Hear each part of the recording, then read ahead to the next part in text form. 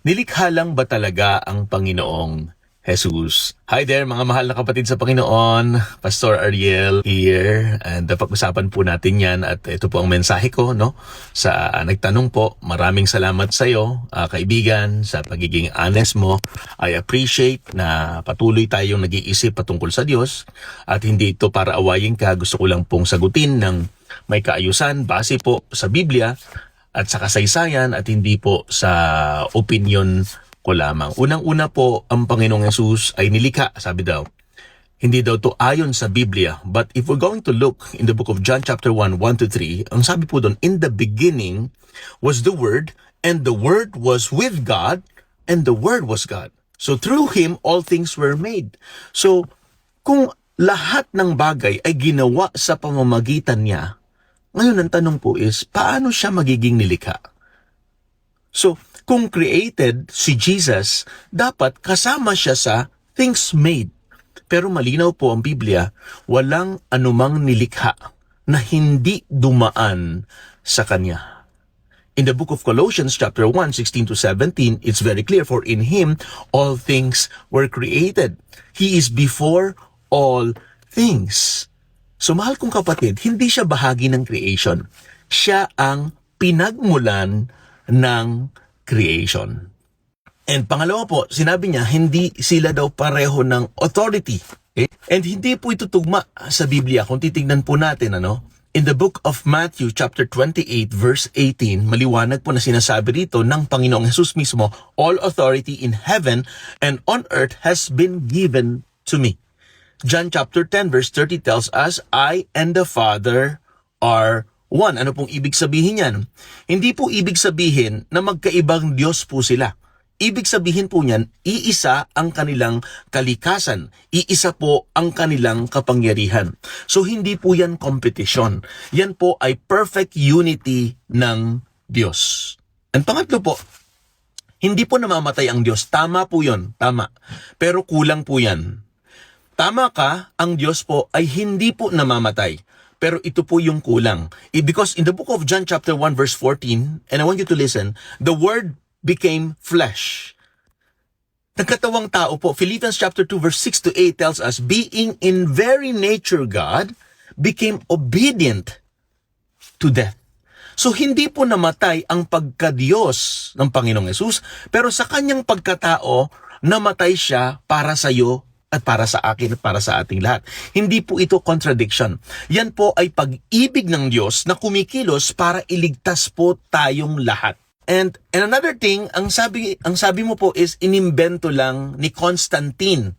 Sabi niya, mali po yan pagdating po sa kasaysayan. Si Constantine the Great po, hindi nag-imbento ng Trinity. So actually, kung titignan po natin ang ginawa niya, nagpatawag po siya ng council, tinatawag na Council of Nicaea in 325 AD. Bakit?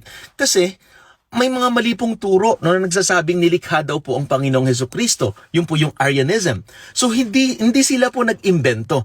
Pinagtanggol po nila ang katotohanan ng pinaniniwalaan na mula pa sa simula. And I want to emphasize this, mahal na kapatid, may Trinity na po bago pa si Constantine. Bago pa ang 325 AD, si Ignatius in 107 AD, tinawag po ang Panginoong Yesus na Diyos. Si Justin Martyr, during 150 AD, kinilala ang divinity ng Panginoong Yesus. Si Tertullian, in 200 AD, ginamit na ang word na Trinity. So, ibig sabihin po, mahal na kapatid, hindi ito gawa-gawa lang.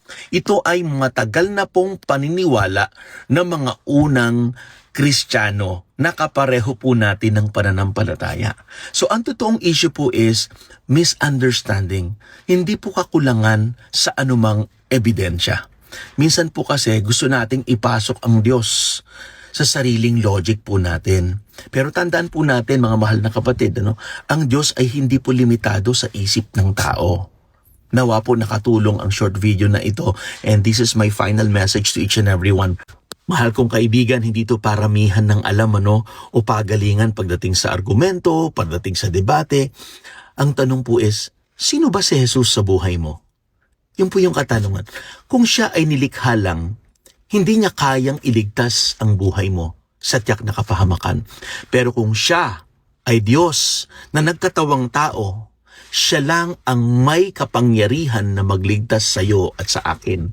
The book of John chapter 8 verse 24 tells us, if you do not believe that I am He, you will die in your sins. From our Lord Jesus Christ Himself. So mahal kong kapatid, this is my loving reminder. Ang page po na ito ay hindi nilikha upang makipag-away, kundi upang makipagkaibigan. Okay lang po na hindi ka pabor o mag-agree sa mga sinasabi ko, and that's okay with me, mahal kong kapatid. Pero pwede po tayong magmahalan kahit hindi pa tayo magkapatid pagdating sa pananampalataya at paniniwala, kundi bilang kapwa-tao na nilikha ng Diyos na napakabuti sa lahat ng tao. So hindi kita kaaway, kapwa kita na mahalaga sa harapan ng ating napakabuting Diyos. Mahal kong kapatid, wherever you are.